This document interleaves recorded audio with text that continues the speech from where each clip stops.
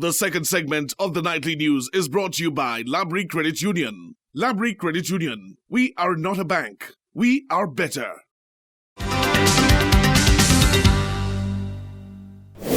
Welcome back. Thank you for staying with us.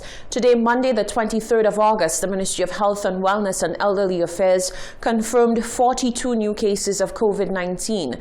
The cases are from a total of 181 samples processed by the Ezra Long Lab on Sunday, the 22nd of August. These cases bring the total number of cases diagnosed in country to date to 7,274. The Ministry of Health also received confirmation of 44 individuals who have recovered from COVID-19. This brings the number of active cases to 1,428. 4 of these active cases are in critical care at the respiratory hospital. A total of 34,621 first doses and 27,236 second doses of the AstraZeneca COVID-19 vaccine have been administered to date. The arrival of the Pfizer vaccine in St. Lucia opens up a new avenue for more St. Lucians to get vaccinated, as it allows for children 12 and over to receive vaccines. More from Karim Nelson. The Pfizer vaccine is now here, and it opens up the opportunity for students over the age of 12 to now be vaccinated.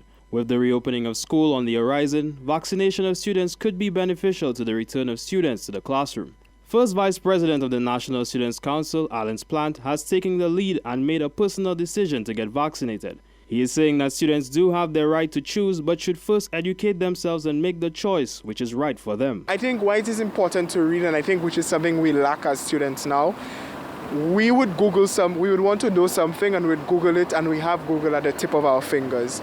But now that the vaccines are available, it's important that we can Google too. Google what Pfizer is, Google the side effects of Pfizer, Google where Pfizer was manufactured, learn about it. And when you learn about it and you grow and you weigh out the pros and cons, hopefully that at the end of the day, the pros will outweigh the cons and that you would be vaccinated. Plant is also making a special appeal to parents as well, as they play a vital role in getting their children vaccinated. Plant believes that education will be beneficial in achieving higher vaccination rates. Also to parents, I encourage parents to read also. I understand that there are a lot of students who want to be vaccinated, but their parents are hesitant. I encourage parents to read also. I encourage parents to engage with teachers. And I think most importantly too is that we need in St. Lucia a vaccination education campaign.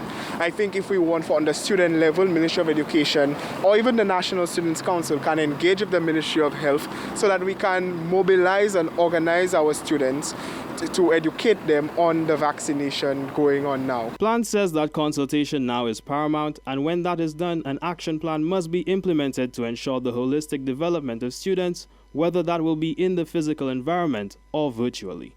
Reporting for the Hot 7 Nightly News, I am Karim Nelson.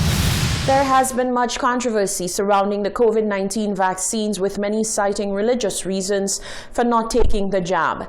The Anglican Church, however, has indicated that it is not averse to vaccines. On Monday, the church even allowed its yard to be used as a vaccination site. There continues to be lots of vaccine hesitancy in St. Lucia, despite the continued incline in COVID-19 cases and deaths. In addition to the conspiracy theories, many have latched on to religious doctrines as one of the reasons why they could not possibly get vaccinated. In a previous interview with Hot 7 TV News, Archdeacon of the Anglican Church and Chairman of the Christian Council, Christian Glasgow, explained that the use of the Bible as a shield from taking a vaccine is unwise, and he admonished those who do it, asking them to desist from the practice. On Monday, the Anglican churchyard in Castries was used as a vaccination site. Member of the Parochial Church Council, Esther Brathwaite, explains that the church is simply trying to assist with the quest of returning the nation to normalcy. The Anglican Church has been a site for vaccination for about a few months now. We have had at least average 40-45 persons who have been coming in every time that we have hosted this activity, because we think it is necessary.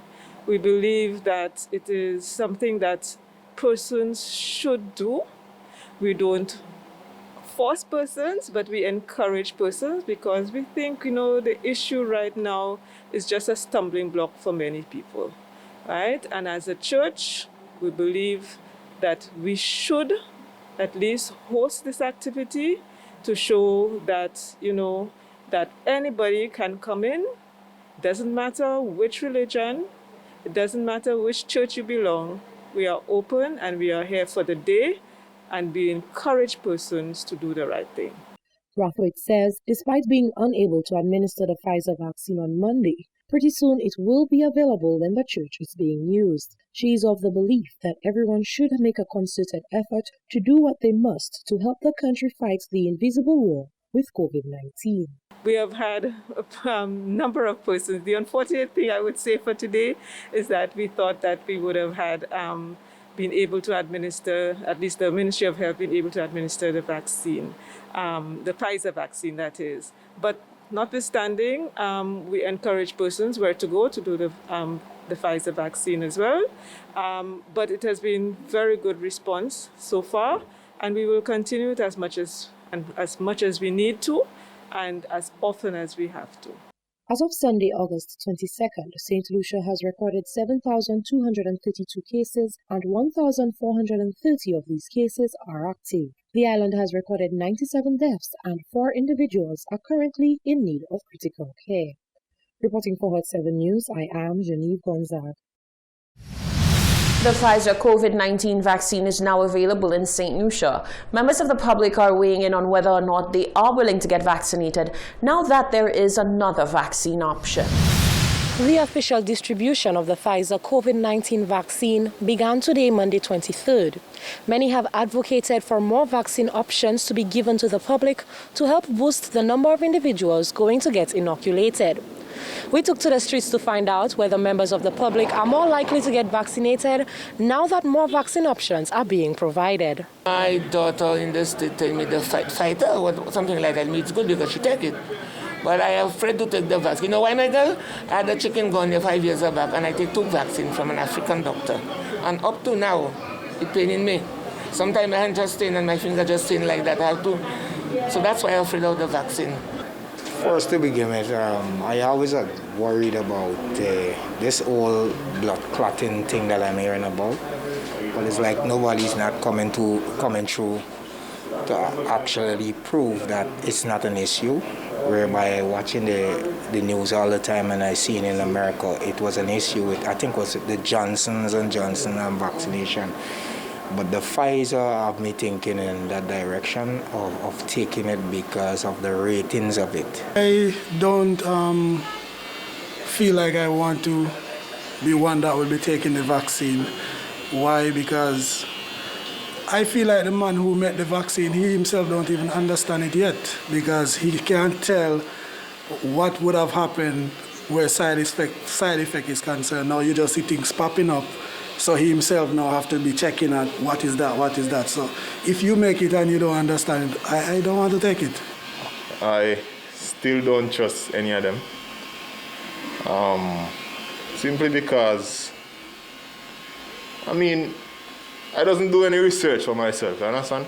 I just follow the information I get from other people's research, because I'm not no doctor, them kind of scientists and them kind of people. But however, I do listen to both sides, you understand? And I'm still left confused, so I don't want to take the chance and go and put something in my body that may or may not harm me. I rather to, if so to speak, I rather to catch the virus because I trust my immune system. I'm not iffy about the vaccination process. I don't believe that we should have a vaccination process. I do not believe that I need a vaccination, any vaccination to overcome any virus. I believe that God constructed my body in a way that it can fight any virus. And I don't believe I should play God, that I should insert anything in my system to cause me to have any strength against any virus. The body which God created is able. And if I put anything in my system to help against any virus, then I am really saying that I don't believe in God. And those were your responses. Reporting for Hot 7 News, I am Genevieve Gonzague. Climate change is intensifying. This is according to a report by the UN's Intergovernmental Panel on Climate Change. The United Nations Secretary General called the findings a code red for humanity. Environmental consultant Dr. James Fletcher outlines the findings of the report and what it potentially means for small island developing states like St. Lucia. Human activity is changing the climate in unprecedented and irreversible ways, says the UN report on climate change. The landmark study warns of increasingly extreme heat waves, droughts, and flooding, and a key temperature limit being broken in just over a decade. While the UN Secretary General says the report is a code red for humanity, scientists say a catastrophe can be avoided if the world acts fast. What does this mean for St. Lucia? Environmental consultant James Fletcher explains the findings of the report and what this means for St. Lucia. The reason we're being told it's code red is because some of the things in there are actually quite grim.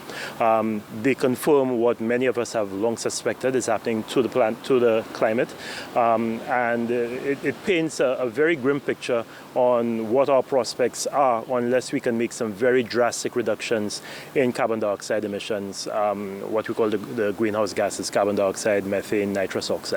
What it means for small island developing states like St. Lucia is that our temperature, the climate is getting warmer, and with a warmer climate comes a lot of consequences. So, for example, we have more intense hurricanes to dread. I can't say look forward to dread. We have warmer oceans, and with warmer oceans come particular problems. You have marine life being affected, so you have your coral reefs bleaching and dying. You also have, as the temperature warms, you have the migratory patterns of your fish change. The unfortunate dilemma that small island developing states such as St. Lucia face is that they are already reeling from the negative effects of climate change, although they are not the ones responsible for the large carbon dioxide emissions. Fletcher says that the reality is climate change is here and we must learn to adapt to the changes. What can we do? Well, a few things that we can do. I think first of all, we have to do a much better job of adapting to climate change. We have to put pressure on the international community to make funding available to us so that the things that we can do to allow us to adapt our agricultural sector, our health sector, our tourism industry. We have to stop building hotels on the beach, because we can't be saying that those areas are the ones that will be flooded in 15, 20 years' time because of sea level rise and storm surges, but then continue to put high-density, expensive properties in the same places that we say will be flooded, will be inundated in the next 15, 20 years. So we have to change our land use completely. Fletcher will be explaining the contents of the latest climate change scientific report on his Facebook page this coming week to educate everyday St. Lucians on the matter. Fletcher says that the situation is very serious and action should be taken immediately. Reporting for the Hot 7 Nightly News, I am Karim Nelson. Stay with us. There's more news after the break.